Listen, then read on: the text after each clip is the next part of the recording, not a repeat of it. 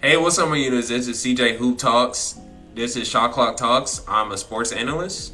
What's up, guys? This is Nathan Burnett. I'm a data and statistics analyst, and this is Shot Clock Talks. What's up, everybody? This is Tristan Moore. I'm a sports writer, and this is Shot Clock Talks. Yo, what's going on, y'all? I'm King Terrell. I'm the gambler and troll of the group, and this is Shot Clock Talks.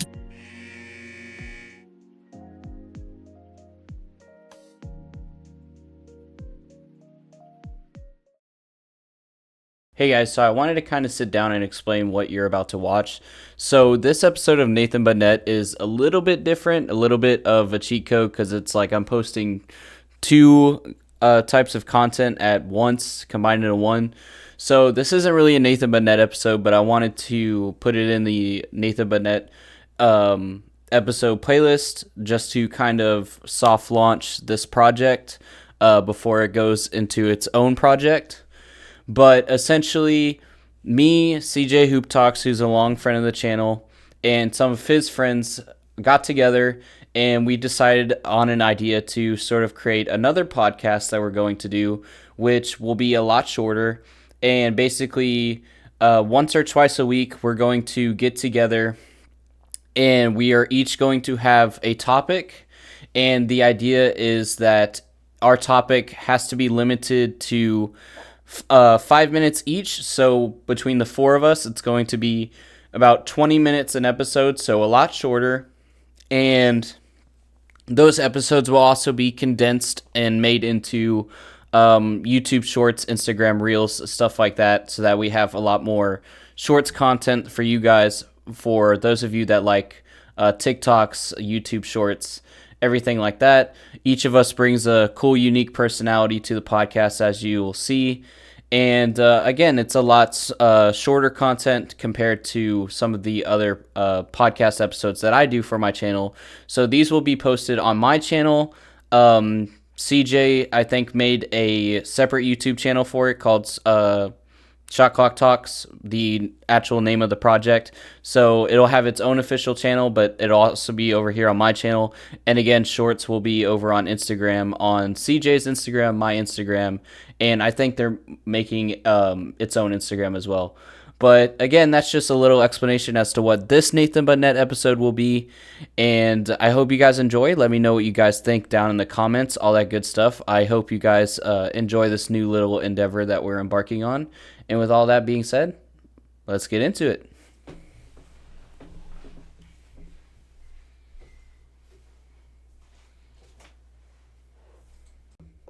Hey, what's up, my units? I am back here with another video. I'm here with Nathan and King Terrell here. Y'all say hi.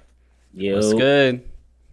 This is Shot Clock Talks. Obviously Tristan is not here. He's out for personal reasons. I don't know if my mic is actually picking up here. So, we're actually just gonna jump in. Nathan, start off with your take. Let's get it, baby. So for relevant news, I wanted to talk about Greg Popovich and his health issues that he's been having. So obviously, if y'all have seen the news, Popovich had a stroke. This is huge news for me and CJ especially because, I mean, as you can probably tell by my backdrop and as I make it obvious on my channel, I am a Spurs fan. I'm born and raised in San Antonio. Always got to go for the home team that I grew up on. CJ, not born and raised in San Antonio, but grew up being a Kawhi fan, huge Spurs fan as well. So this impacts us a lot. And Popovich, you can love or hate the Spurs, but you cannot deny Pop's impact that he has made for the franchise and for basketball as a whole. And, you know, he's coached players like David Robinson, Tim Duncan, Tony Parker, you know, all of the big three, as well as Kawhi and now Wemby. But with this big of a health issue, you know, people made jokes before this season, like Pop's stress is too high, he's going to have a heart attack. A heart attack might have even been better because a stroke is affecting your mental capacities. Oh, I just hit my mic there. Sorry.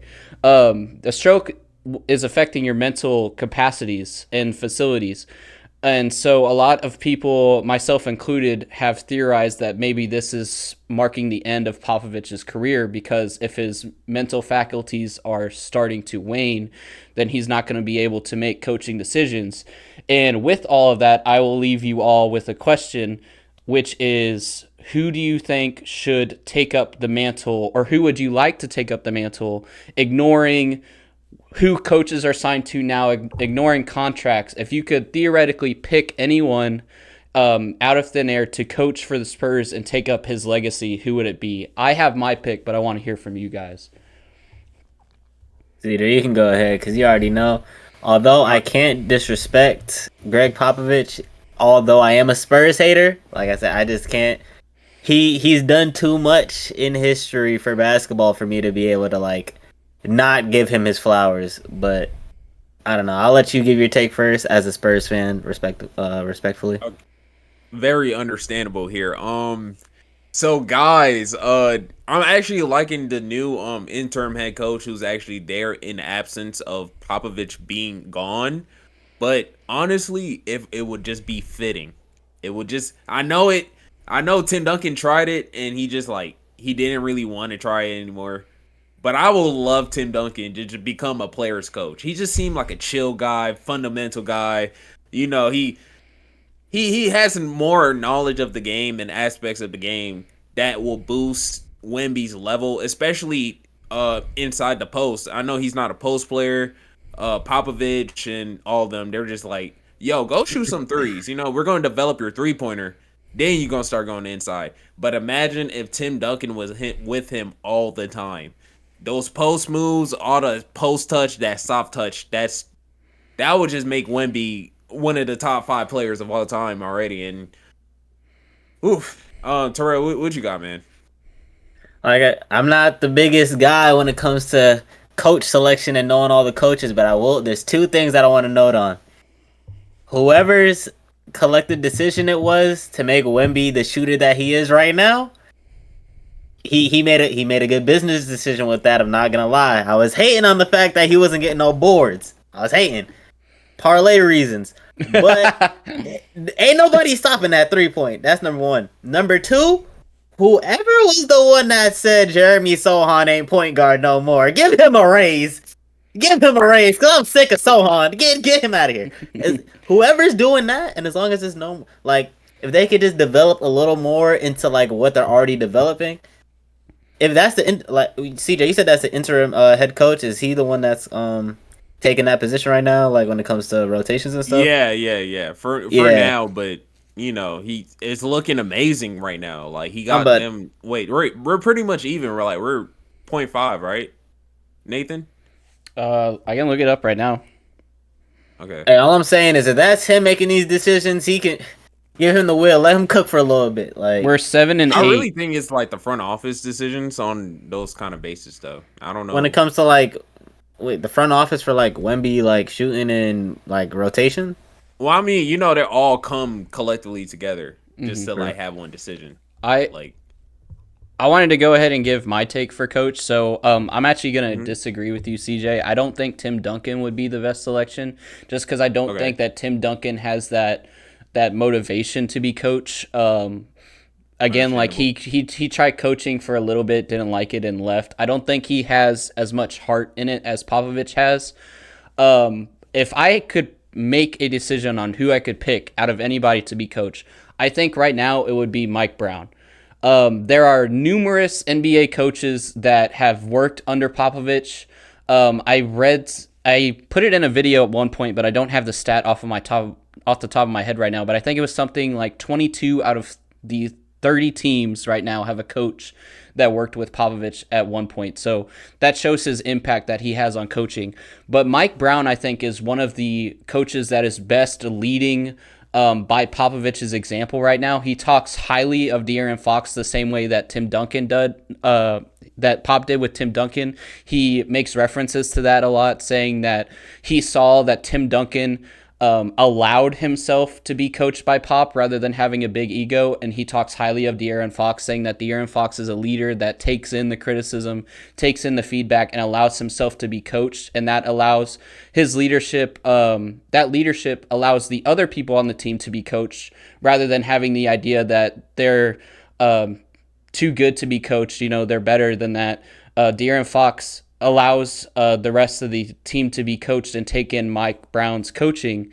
And again, Mike Brown really takes in those type of ideas of teamwork, leadership that Popovich instilled in his team. And also just obviously before they got DeRozan and the system kind of got thrown off, I made a comparison before that I really love the way the Kings team is playing, and it really reminds me of the 2014 Spurs, where nowadays so many teams have positionless basketball, but now the Kings really have a point guard, a shooting guard position, a small forward position. Everybody knows their role and is executing to the best of their ability in that role, and really playing team basketball in a system with pass first, look for the best shot, play as a team, which is really lost in a lot of other teams. So I would really want Mike Brown to continue what Pop started with that. You got anything to say, Terrell? Oh, I thought you did, but it's weird how like I said, although I am a Spurs hater, I've really been watching the Kings for a while, and like I love De'Aaron Fox. I love how they're playing with Keegan and Sabonis. And like I said, I'm a Spurs hater, but I didn't even know that like they were going off of Pop's coaching style. So that alone should let y'all know that like Pop has made such a notable difference in the game of basketball to like you can't even like hate him for real. Yeah, he was there. Look, he had 22 years. And in those 20 years, well, I don't know how long. Wait, hold on. I do know how long pause. Longer than 22 years, because I'm 22 Slow your years roll before there. we were 22 born. years, but Greg Popovich, he started coaching before we was even a concept. That is crazy to say. That's crazy to even to think about. 20 years of straight 50+ win teams. Like that's insane. I don't think we'll ever have like another Coach Pop, man. Like that's longevity. Remember, he broke the win record too. Like the way how he got Tim Duncan his rings, the way how he vitalized Tim Duncan's career, the way how there's negatives in it too, like low management and everything, but the way how he used Tim Duncan, stretch out his career while having other stars to shine while under Tim Duncan, while him still being the main guy, that's something that it takes elite coaching. And he did that for 20 years, and that's amazing. So we're gonna actually go into our second take. This hot take that was proposed. I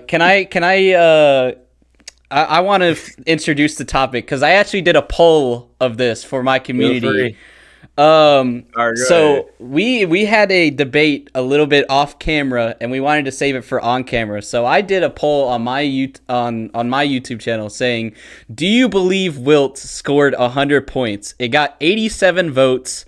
64% yes, fuck the doubters. 9% said no. And that leaves 26% saying maybe or unsure. So a vast majority still say yes, but there are obviously still some people that think that it never happened. Terrell, being known as the troll of the group, you claim that it didn't happen, so I want to know your reasoning. That shit did not happen, bro. That shit did not happen. There's so much footage of so many different things from even before the date of that game, and you're telling me something as historic as that? There's no footage? Like, at all? Like, not even a picture? Nah, bro. Nah. Yo, talking about some... And there's 100 written right here. That's the best we got? That's it? No, that shit did not happen. I don't care what anybody says, bro. You ready? Go. You can bring out whatever you want, like... All right, let's get into it. I'm about to Peter Parker glasses, bro. Get out of here, bro. All right. So cameras were especially uncommon at the time. I did a interview with JX Remy on my channel. He actually is a cameraman for Orlando, and he talks about even now it's hard to get cameras because it was one or a few camera companies that own all of the cameras for sports and entertainment. So if there's a huge hockey game, huge baseball game going on, you might not get recording equipment because that game is going to take precedent. This game happened in Hershey, And it was against the Knicks, who were the worst seeded team at the time. So you may say like, oh, we have recordings of baseball games, we have recordings of hockey games. Yes, because those were bigger sports at the time. The NBA was still building up, and this was a game that wasn't even played at the home stadium. And you may say like, before you keep going. Look at Terrell, bro. He's getting cooked. I know, like, he's getting this, cooked. This is a face of defeat. Who getting cooked? This is barely. This is barely even the first point I got out of like 10, bro. You're done. You can say, go ahead, because that shit did not happen. We can speculate all we want. Oh, there's no camera. The hard truth is there was a game that happened, and we're saying it happened with little to no evidence, and just using context clues to build around it to say that it happened. I'm gonna continue. My last point that I'm gonna bring. I'm gonna save the best point for last because it's gonna destroy your whole. Oh, all we have is the picture of him holding 100 points. It better not be that radio station, bro. That better not be the point, bro. Like, because look, if that's the point, watch this. Hold on. If that's the point, watch this. Oh my god! Wendy just dropped 150 points, guys! Oh my god!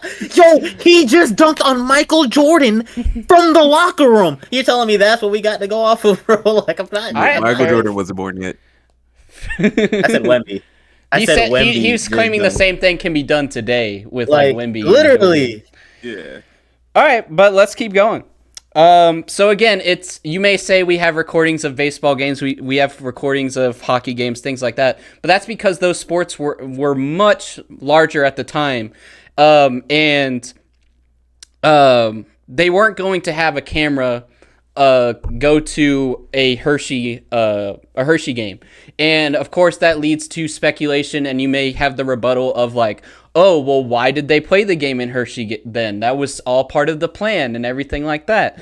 Well, that's not uncommon even in today's NBA. We play games in Mexico City. We play games in London. We had the Orlando bubble where all the games had to happen in Orlando. That is not a one anomaly that it is so speculative that it doesn't happen, that it sticks out. Games, especially at that time, because again, NBA was not as big, and they had to also rival the ABA at the time.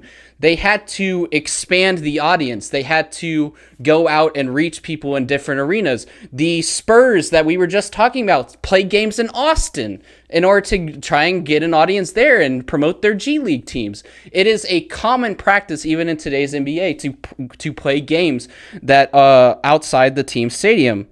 And again, going back to the camera itself, the Ampex, again, I did some research on this shit because I wanted to fucking rebuttal you. The Ampex VR 1000 camera, one of the first videotape recorders, cost around $50,000 in the early 1960s. That's nearly $500,000 in today's money. The cameras were also far less portable, meaning that, again, the smaller venues like Hershey would not have them, and they were more likely to be permanently set up in cities like Boston or LA that already had a established fan base. With the league income only being about 10 to 20 million estimated on the time, basing that number off of the 32 million reported revenue in 1970 and backtracking, that means that a whole 0.5% of the NBA's revenue would have to go to each camera.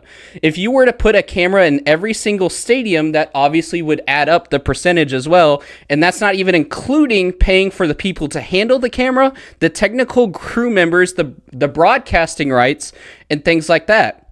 Because the cameras were so expensive, there were different recording methods that were used. Live broadcasting took a different setup than recording. So games were often live broadcast rather than recorded. And even when they were recorded, they were often on tape delay as well.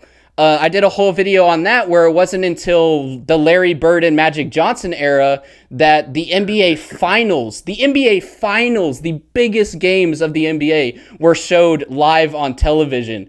Before Magic Johnson and Larry Bird, the finals wouldn't even be played until 4 hours after the game had started at like 11 p.m., 11:30. let me compose myself here. Again, talking about the Knicks and why this game wasn't that important. It was a smaller arena team, which would lead to less cameras, and there was no speculation going into the game that it was going to be that important a game because it was against the Knicks, which were the worst team in the league at that point. And not only was it against the worst seeded team, the Knicks were drastically injured at this point. They had their third strings playing against Wilt at this point. This would be like playing the second strings of the fucking 2024 Pistons. Nobody wants to watch the 73-9 Warriors go up against the 2024 Pistons. That's why it wasn't recorded. I want to see Curry hit 200. I don't know what you're talking about. I'm trying to see Curry from deep. And to show 100 points. To show how much I know about Wilt as well, there was to add to the reason why it may not have been recorded either, there was speculation that Wilt wasn't even going to be at that game. So it wouldn't have even been a game because Wilt was known for his partying lifestyle, and there were reports that Wilt got so hungover the night before that he nearly missed the train to Hershey in the morning at 8 in the morning. He nearly wasn't even at the game. The Wilt had multiple 70-point games, 80-point games by this point, and again, to the Warriors, this was like playing middle schoolers, so not that important of a game. And I'll just wrap everything up here to say that something did not happen simply because there is no recording of it is to discredit not just this game, but huge amounts of history. Are you saying that the pyramids were never built because huge parts of history did not happen because we don't have recording? We only have textbooks. It is on par with claiming the moon landing is fake, the earth is flat, or saying that jet fuel does not melt steel beams. We got video footage of the moon landing. We got that. We got that. We got video footage of the moon landing and not Will dropping 100. Yeah, but people claim that's fake. People claim that's edited. So again, I bring up the earth being flat. No, I bring up the earth being flat thing because people say, the earth is flat. And the big rebuttal to that is that in order for the earth to be flat and everybody to be lying about it, all of these governments would have to come together and collectively agree to the lie.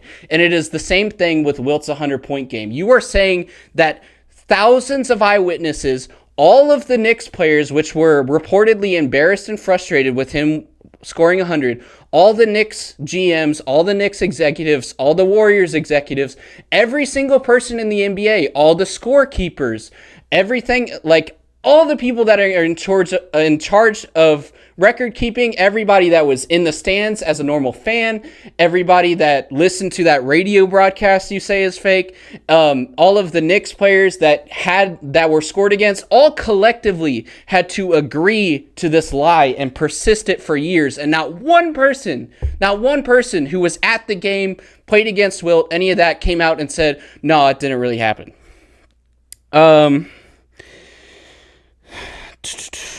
And again, on top of everything else, and you already rebutted this point, I'll give you this, but I'll end it off by saying again, on top of everything else, even with cameras being uncommon, radio was the number one source of media, and there are multiple sources, such as YouTube, that have copies of the radio broadcasts. So thank you very much.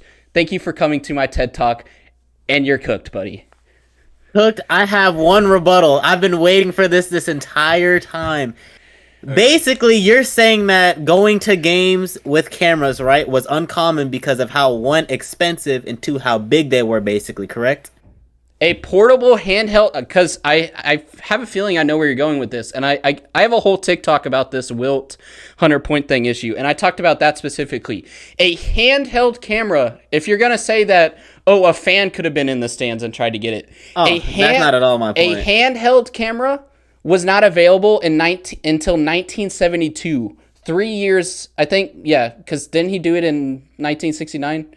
So 3 years after he scored 100 points. Nobody in the stands would have had the access to a camera to bring into the game. Oh, with Lord. with all Can I that give being my said, take real quick? but And after Terrell, we can go on to the next one. All right, Yeah. after that, it literally, I would say though, I'm on both sides. Where Terrell, it kind of makes sense because like, how is in one news headline?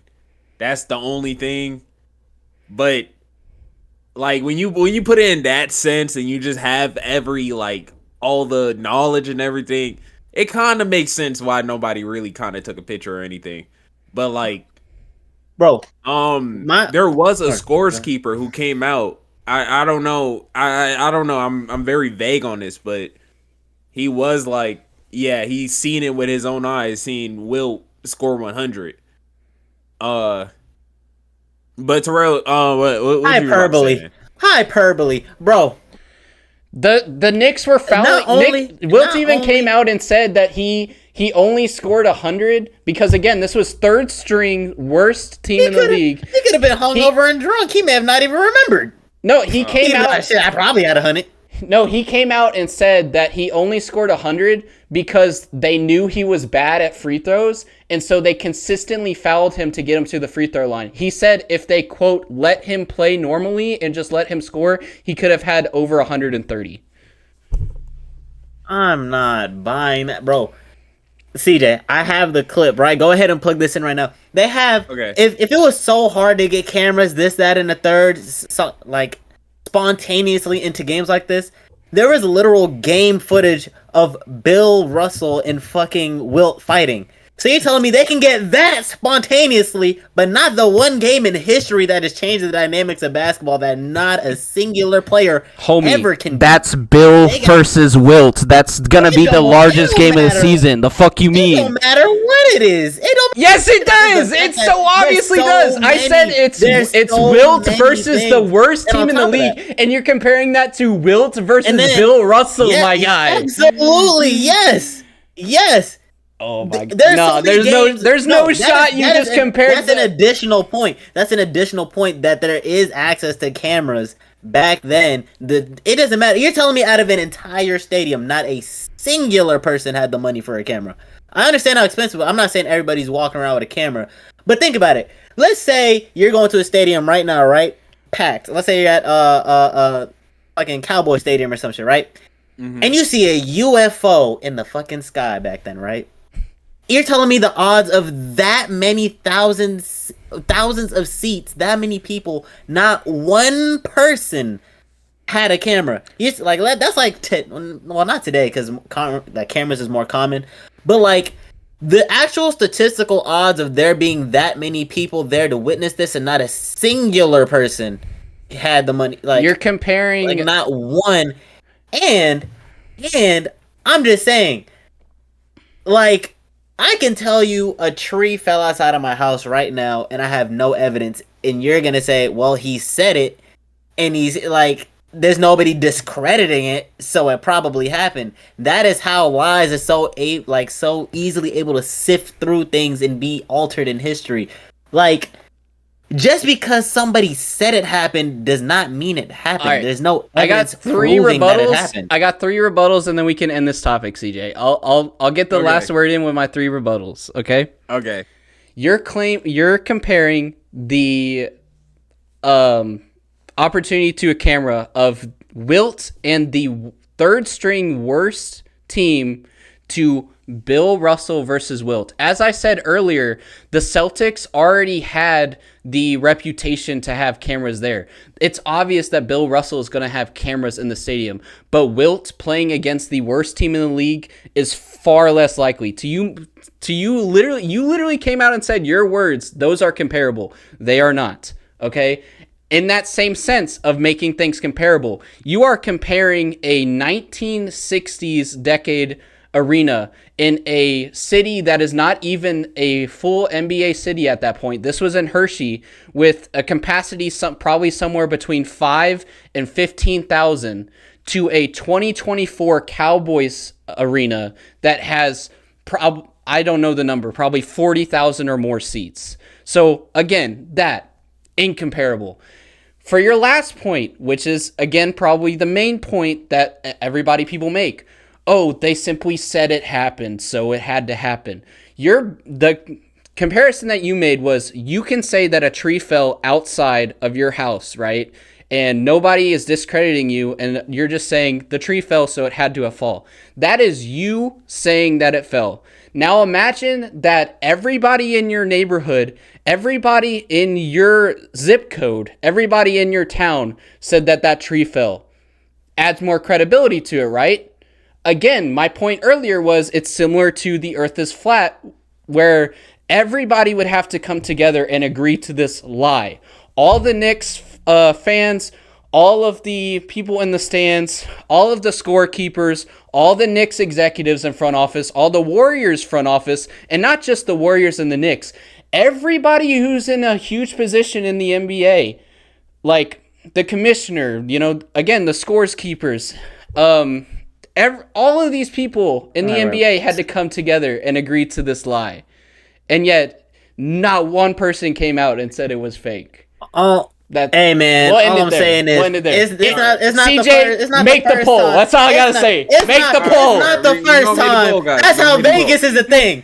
And that we all know Vegas is rigged. We all know that, but ain't nobody come out and said it yet. That's all like. Right.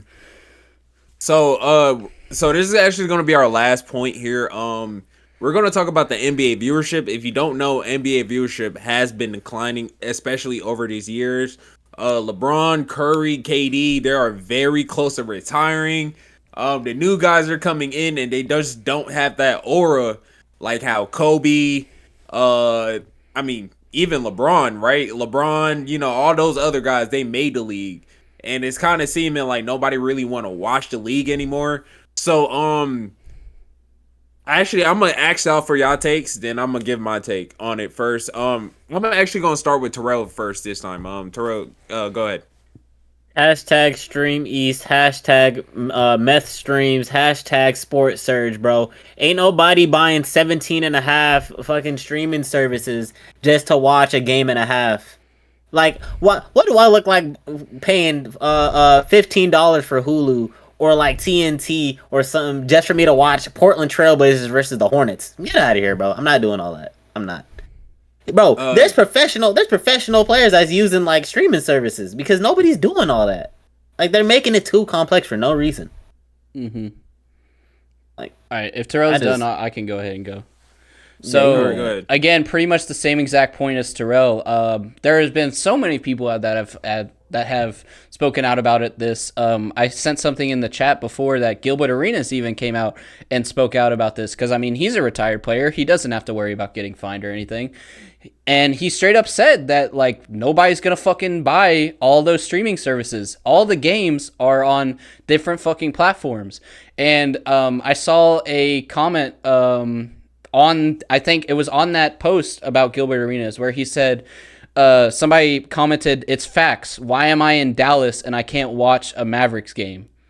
Like, not only do you have to get all the fucking streaming services, half the time it's not even your local fucking team. It'll be like, again, I'll be in San Antonio and I'll get the fucking Boston versus 76ers game or some shit versus San Antonio versus Houston. You know what I mean? Like, I want the Texas rivalry type shit. On top of that, it leads to a bigger point that people have made, which, not to get political and talk all about like capitalism and shit, but they don't care about their fans. They care about money.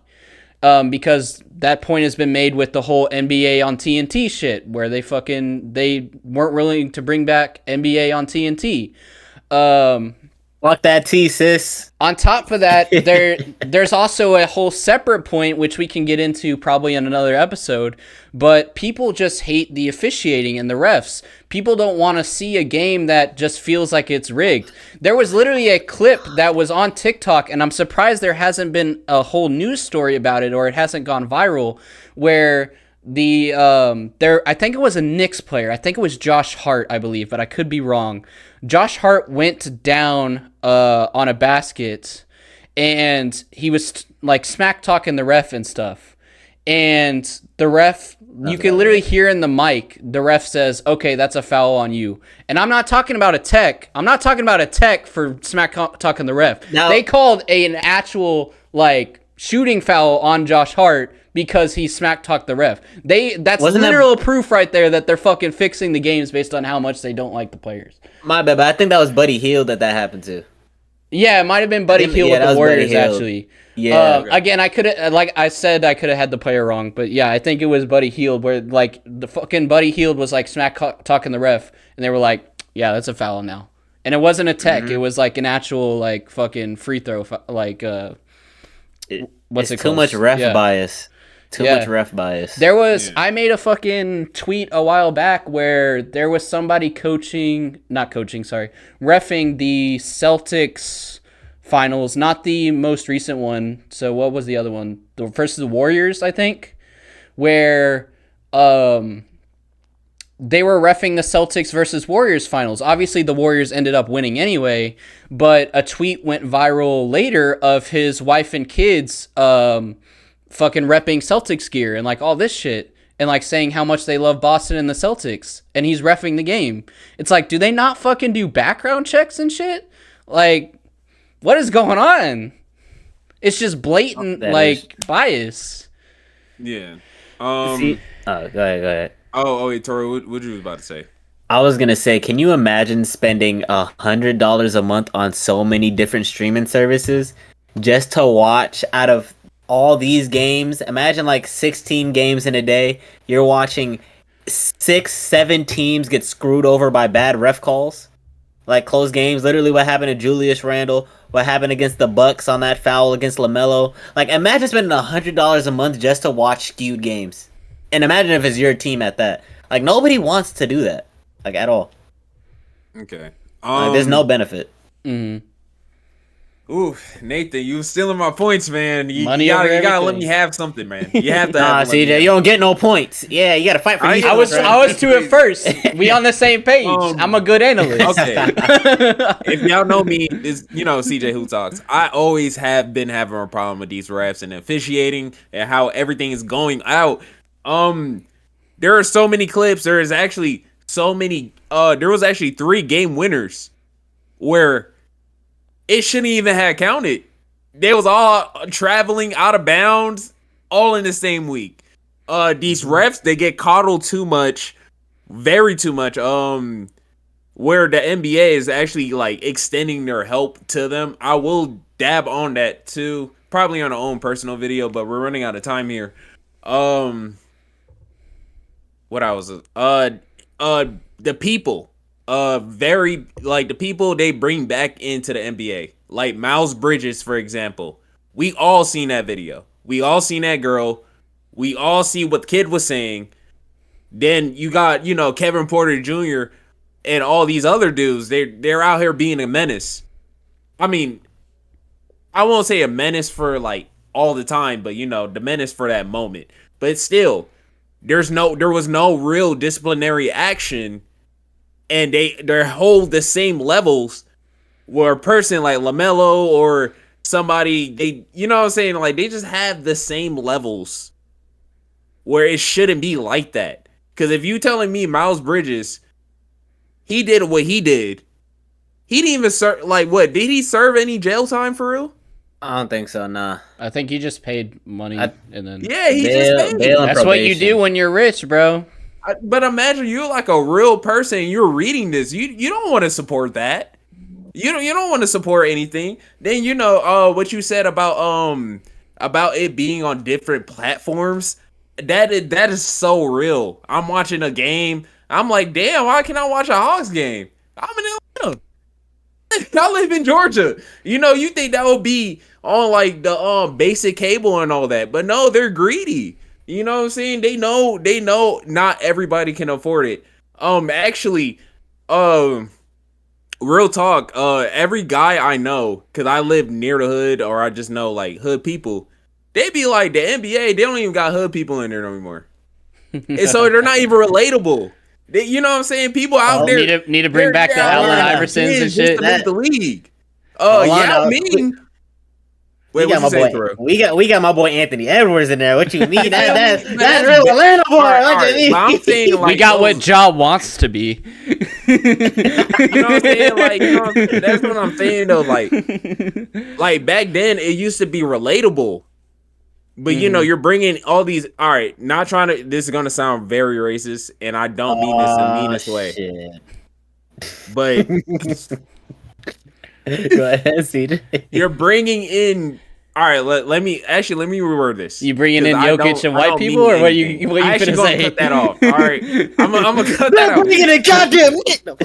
All right, but you're bringing in people who didn't have a struggle, and what made the NBA so perfect, and they sell the story so perfect, is because they had that struggle. LeBron, that's why LeBron is so loved. I can relate to LeBron. Everybody can relate to LeBron, huh? It's like that meme where you gotta leave for milk to start Project LeBron. That's what I'm saying. Like, and you're bringing in all these rich players, these players who didn't really have a care in the world. They don't really care. They don't care. You know what I'm saying? Their concept of money is different. You know what I'm saying? That's what kind of made it so different nowadays. Like, the league is different. Nobody really want to watch it. It's kind of soft. Mm-hmm. Every foul, you can just go in there and get a foul at this point. They call it minimal contact fouls. I will say they have. I'll rebuttal that. What's up? Will say they have gotten better on that. I've seen clips of Trae Young fucking trying to foul and then looking at the ref, and the ref's like, "Fuck, you want me to do? Like, you jumped into the Trae Young. Like, fuck Trae Young. Fuck Joel Embiid. I'm a D1 Trae Young hater. I'm glad we agree on that, Terrell. All right, this is my last one, by the way, and I really do feel like the main reason, I won't say the main reason, but a reason why the NBA viewership is just declining. It's really, they can't market their players. They trying to make American homemade players, but we have Nikola Jokic out here looking like the best player in the world. And if you're not on social media, you don't know his name. That's the saddest part. You can walk around the whole. Even when Giannis won his chip, nobody really knew his name. But when Curry and KD and LeBron was winning all that, all the marketing was going crazy. Mm-hmm. They market outside the countries when, these foreign players are going crazy. But we still need it inside our own. You know what I'm saying? Nobody's going to know unless they're watching. And not everybody like hoops like that. Mm-hmm. But that's my own point. You know what I'm saying? That's my opinion. I'll add on to what you said. And I'll say that I had made a video about this point like a while ago. And maybe I should remake it. Because that was back when I was first gaining traction on my channel. So it didn't get much attention. And I really think it should. But I admit it had a little bit of a clickbaity title, and I think the title was something along the lines of "Why refs are so bad." ... It's us, and I talked about the fact that refs, and you can call it a cop out. A lot of people probably will, but the more it causes a loop in a cause and effect chicken and egg situation where. The more we talk about how bad refs are, the worse they're going to get, because so many refs have talked about the impact of bad officiating being talked about on social media, in the news, things like that, and it causes them larger stress, larger mental health issues, things like that, and it leads them to make worse calls, and then those worse calls again get talked about on social media and in the news, and it just creates sort of this snowball effect.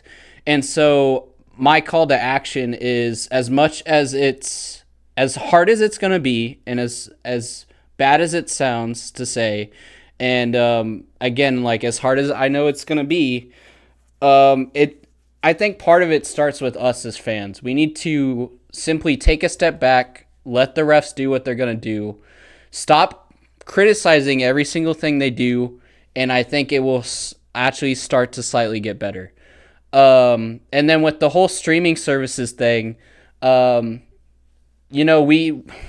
painting a picture here, but I really want, again, with the whole building off of CJ's marketability stuff, imagine you're somebody that really doesn't have much going for them in your life. Basketball is sort of what you mellow out to. It is your calming period. It is what you do to relax. It is what you do to get the stress of the day off of you. Imagine you are like blue collar manual labor working 14 hours a day, whatever, and you're like, at least I can go home at the end of the day.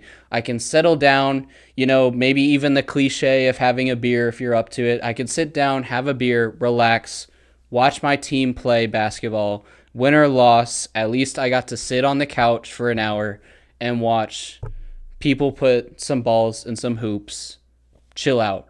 And then you go on social media a few days later and you see that you need Hulu, you need YouTube TV, you need Paramount, you need fucking League Pass, all that shit. Again, averaging out to something like 17 streaming services for $100. And again, you're a blue collar worker. You're trying to barely put food on the table. You're trying to keep a roof over your head. And now the NBA is saying that we only want people that have money to watch our games. You're not only are you not going to be able to watch the games, you are going to feel alienated from the NBA as a whole. You're going to feel like the NBA is saying you're not good enough to watch our games. We want somebody who has money to watch our games.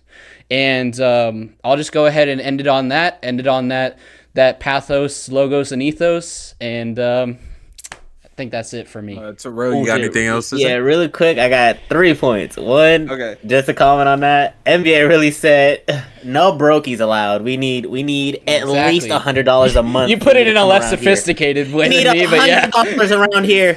Come on now. It's like, well, you can't afford $100 a month? Broke. But nah, it's like that meme a while back. Oh, you still got wired headphones, no AirPods? Don't talk to me, bro. like, come on now. You're not in my tax bracket to be watching the Hornets versus. Come on now, versus the Rock. Come on now. But the second thing I wanted to note on is I actually don't agree with letting refs do what they do. I think already the lack of accountability that refs already have when it comes to their decision making has been going on for far too long. With like, they'll make a decision, like their job is to literally like steer the game to make sure like everything goes how the game is supposed to go. So if the ref is clearly not doing his job and the only thing he does when they do mess up is they release a statement after their mistake, like, oh yeah, there was a mistake on our part, and there's just no repercussions, no accountability at all. It's just a statement. Like, it's never gonna there's never gonna be a change if that's the only thing. So I don't agree with just allowing refs to do what refs do. I can't because agree we've been with doing that that for standpoint a so little bit. long. We've been doing that for so long, and it's been, especially this season, there's been so many slip ups, and we're only like 20, 25, almost 30 games in. Like, it's like every day, every week, there's like 5+ mess ups in different games. Like somebody's got to say something, or like it's like even LeBron has said it on numerous occasions. That's why it's such a difficult position, because they need accountability, but they need accountability without the negativity, because the negativity is only going to make it worse. But they do need accountability. I 100% agree with what you said, but it's in the way of like, how do we do it without making it worse? Because the more negative the atmosphere is around it, the worse it's going to get. So they need accountability and consequences. And that's why I said the fans should take a step back. Don't let the fans place the accountability. Let the league place the accountability. I think if we shift it to that, let the NBA handle it and encourage the NBA to place more consequences, either removing them from being a ref entirely, massive fines, things like that. Let the league handle it, but leave the comments off of social media, something like that. True, but I feel like atmosphere the reason around it needs to be taken away. I feel like the reason the atmosphere is like that is because of the lack of moves that the NBA is making. No, I agree. That. Like, I feel like it wouldn't be as bad because, bro, we're in big 2024 and the NBA has still made 0 moves to give accountability. I agree. Refs, not even a fine. And then this actually kind of plays onto my final point for, I think, one of the biggest reasons for the drop in viewership, which is the main topic, is like there's such a forced like spectrum that the NBA is trying to give every single player, where it kind of kills everybody's personality. Like, it's such a, I know NBA is like, the NBA is a business, but they're trying to make everybody like a drone, like where they have no type of Like a emotion, cookie-cutter player? like their pose games. Yeah, like LaMelo gets fined, Anthony Edwards gets fined, like everybody that has like a voice that sounds different than the basic, like, oh, you know, we just got to go out there, you know, teamwork, and then, you know, show up to practice, this, that, and the third. Like, if you're not like that, you're getting fined, and it's just like nobody wants to watch that. Like, I understand, like LaMelo, I can kind of see, because in a sense, it was like he didn't say anything bad, but it can be taken like as offensive. So I can kind of get it. $100,000 is outrageous, but like I can understand a fine. But just the general like spectrum of, there's such a lack of emotion that the NBA is trying to get these players to have, to where everybody's just so cut and dry and like business, and just like, I don't know. I just feel like that alone, like that's what people want to see. People want to see rivalries. People want to see the Luka versus Devin Booker. People want to see the Jokic and LeBron, like the chirping back and forth. Like, you know what I mean? And that It's goes just, into what I feel- told CJ yeah. when he was talking about like the struggle and stuff like that. I was like, we need more players like fucking Allen Iverson and shit to come in here. Like Allen Iverson said, like, fuck it, NBA dress code. I'm gonna wear what I want to wear, and he made fucking jerseys big in hip hop and shit like that. And he created a whole wave of like NBA fashion. We need more trendsetters and people to shake up the environment, like what Allen Iverson did with the dress code and shit like that. Yeah, I have no more points, but only speaking about dress code, because this week he really had that shit on. Scotty Barnes. He had that shit the fuck Do on. not be looking at like Scotty NBA players. Scotty Barnes Dude, had that shit the fuck on. CJ, you probably gonna have to fucking cut this part out, but I know it'll make y'all laugh. I saw one comment where it's talking about Scotty Barnes' suit, and somebody said, "Why is he dressed up as John Wilkes Booth?" And somebody replied and said, "Hey, well, John Wilkes Booth didn't miss, so maybe he doesn't either." Oh my god! I mean, that's not bad. That's not bad. That's not bad. You know the only like NBA wait, no, there's two. When LeBron had those shorts and he was still wearing a suit, I felt like that was kind of tough. I ain't gonna cap, right? And Kyle Kuzma with that pink sweater shit. Wait, hold on, I'm gonna have to bleep it out. But you know the pink sweater thing, I didn't really think that was cool. I think that was, it kind of looked goofy. You know what I'm saying? But I don't really know fashion like that. You know what I'm saying? I don't know fashion. Kyle Kuzma be having that shit on. SGA be having that shit on. LaMelo definitely be having that SGA. shit I know LaMelo that. LaMelo and SGA? Yeah. Yo, SGA, he is the trendsetter. on. Low key, on certain nights, Therese Halliburton too. Like certain nights, he do be like The costumes for Halloween were fire. Y'all see those? Fucking Wemby dressed up as Spirit Away. Fire. Yeah. Oh yeah. That man is very well cultured. Yeah, very well cultured. He's in the anime, bro. I can't wait for fucking Wemby to show up and just fucking like a Itachi headband or some shit. I'd be like, yo, he's already my favorite player, but he just made it better. All I'm saying, he'll never take Kyrie's spot for me, but he will definitely bump it up there. Yeah. Oh, we all Naruto fans up in here. Yeah. All right, guys. Thank y'all for watching. This is Shot Clock Talks. This is our first episode. Everybody, I mean, y'all want to say something? Subscribe to Nathan Burnett on YouTube. Follow the Instagram and all that too. Make sure y'all hit your parlays tonight. Come on now. And subscribe to CJ Who Talks, because CJ Who Talks is something. Yeah, he's something. He's something. You saying I'm not something, CJ? I guess since we're doing shameless plugs, y'all can follow King Terrell on all socials. King Terrell _ on Instagram. Okay. If we're doing shameless plugs. Sorry, I just keep talking over you. I got my volume low, so I don't hear you. I don't want the echo so bad. All right, never mind. But guys, thank you for coming to watch this. This is our first episode. If you're here from YouTube, drop a comment. If you're here from TikTok Shorts or YouTube Shorts or Instagram Reels, just drop a comment. Thank you guys, and peace out. This is not okay. This needs to stop now.